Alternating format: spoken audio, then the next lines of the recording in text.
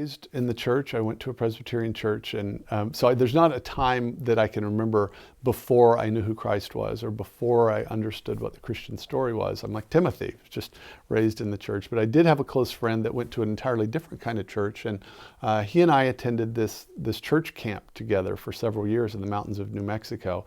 And something about the sort of austerity of the outdoors was profound to me, so that in terms of actually an experience of Christ's presence, I would have to date it not to my childhood experience, which was a kind of head knowledge, but to those years at Camp Blue Haven in the mountains of New Mexico, in which I could say, gosh, I know God and I know Christ because I've encountered him directly. I became Catholic late in life, in fact, around the time I was 40 years old, and it was actually, there were many threads from questions I had about the Reformed tradition and Reformed theology to direct experience with very serious Catholics. I have to say, growing up, I probably did know some good Catholics, but I didn't know it. I didn't know these were Catholics and they loved Jesus. And so there is this kind of stereotype that many Protestants have, and it's based partly on their experience of they have encountered badly catechized Catholics in their workplace or at school.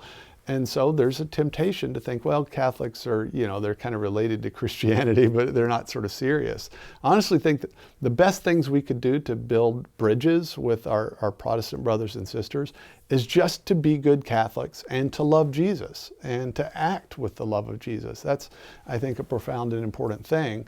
And because the truth of the matter is when faithful evangelicals meet faithful Catholics that are serious about their faith, I think that has more power than any apologetics argument to help lower the barriers. Christ is inside the Catholic Church. There's no doubt about it. And I think, honestly, a lot of the stereotypes that Catholics had about Protestants and Protestants had about Catholics are breaking down in the beginning of the 21st century. We're encountering ourselves. It's what Timothy George, a Baptist theologian, calls the ecumenism of the trenches. We meet each other, we encounter each other in front of the Planned Parenthood clinics during a pro-life march or something like that.